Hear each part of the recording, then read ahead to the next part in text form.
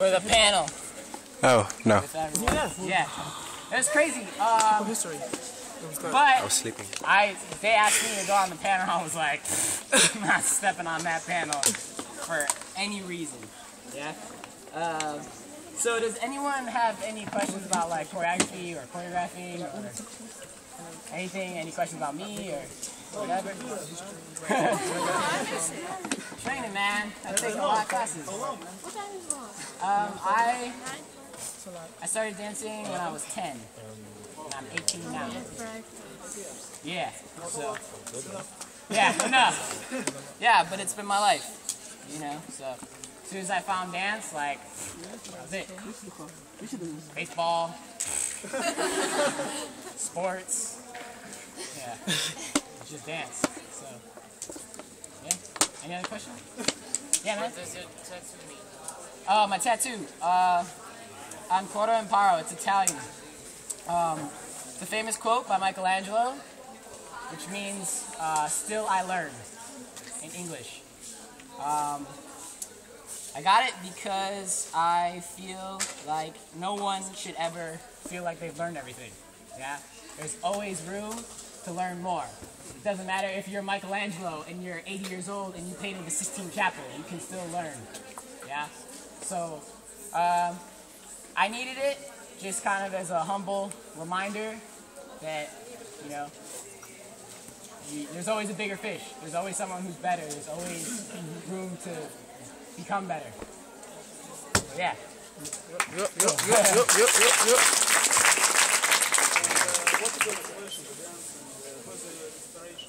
My inspirations? Well, all these people here, first of all. But choreography-wise, I have a lot. All my friends inspire me. Because all my friends just happen to be like the best choreographers in the world.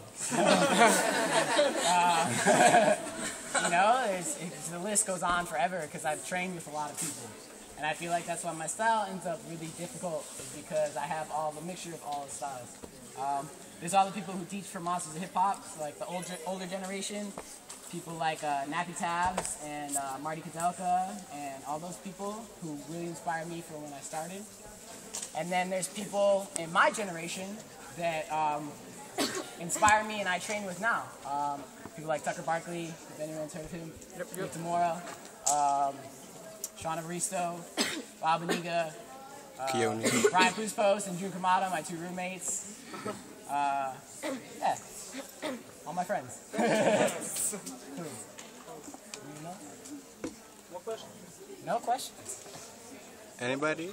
Anything? Yeah, man. As far as your choreography goes, Yeah. What's your, like, when you choreograph, what's your process? My process. I've gotten it down to like a science over the years.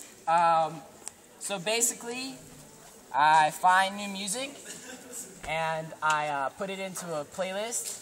And if you go on my computer, it's called Choreo List. And I basically listen to it all the time.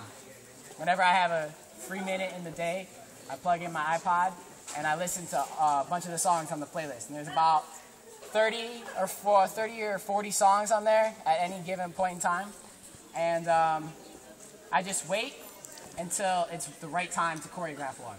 So whatever I'm going through in my life at that time, I decide it's time for this piece, or it's time to choreograph this piece, or it's time to choreograph this piece.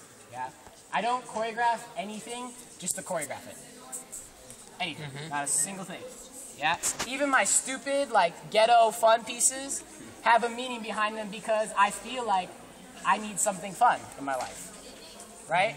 So even if it doesn't have like a deep like this, and this happened to make me choreograph this, sometimes it's just like I needed to feel that way. Yeah. So once I have the playlist, I wait till the time and I choreograph and I just go in the studio and finish it up. You know, I saw videos of you when you were younger. You were like freestyling a lot. Yeah. How much do you think that helped for you as performing a choreography to the point that you do? Do you think there was more classes you took, or the fact that you freestyled a lot when you were younger? It's definitely the combination, for sure. Hey. Sorry, I don't want to cut you off. It's a combination. Definitely, for choreography-wise, classes really help me out.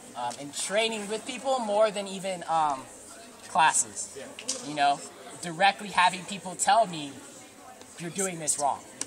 You know, like the people who I've learned from a lot are the people that are hardest on me, and that's how it always is. Tucker, to this day, Tucker Barkley, I will take his class, and if he makes a correction in class and my thumb is out, he'll say, "Put that thumb away, or I'm cutting it off."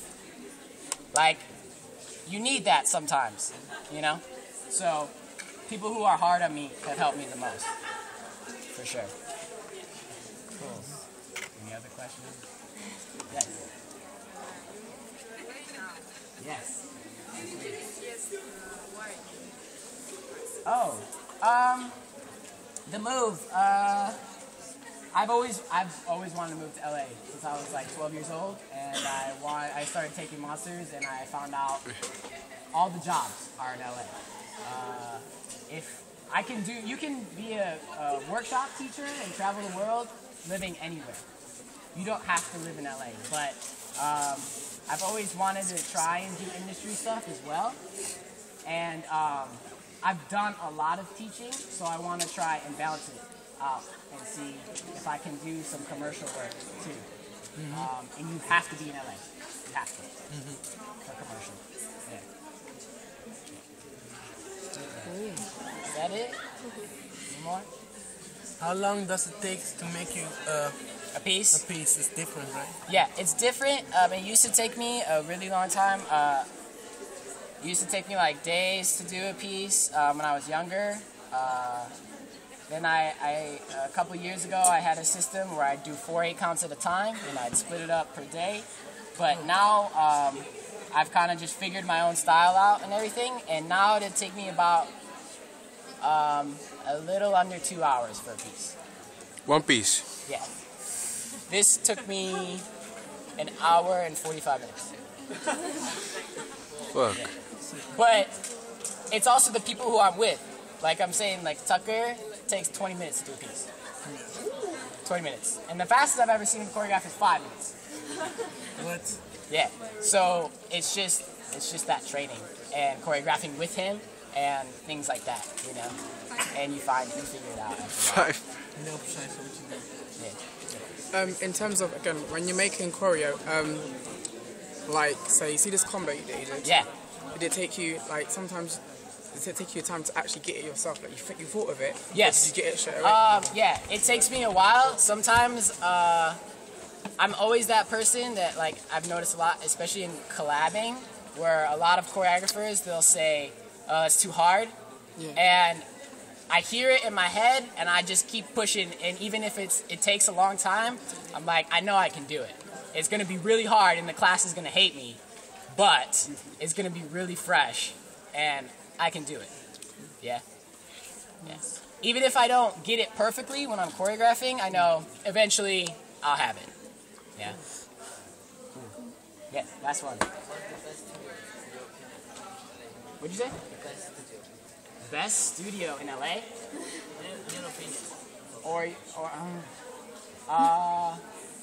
Well, in LA, it doesn't, the studio doesn't matter, it's whoever's teaching.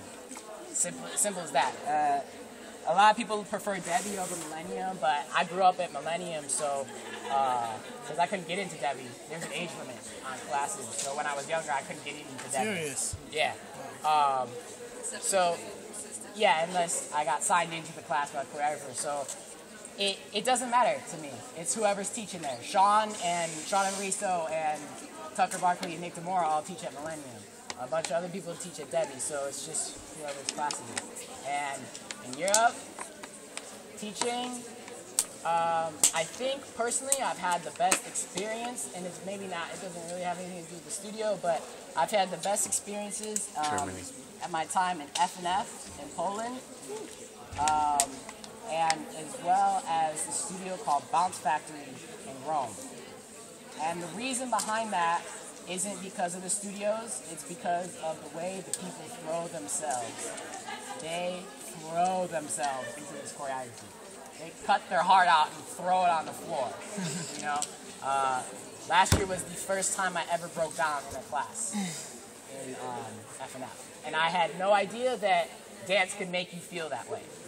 And this is me as a choreographer traveling somewhere. Like, I had already been to a certain level, and I never knew that dance could do that until I traveled there. So it's really amazing there. Yeah, and everyone can learn from it. You know? Yeah. For sure. Okay, I don't want to keep going over this class. So, thanks guys! I'm so sorry. Just a couple of minutes left.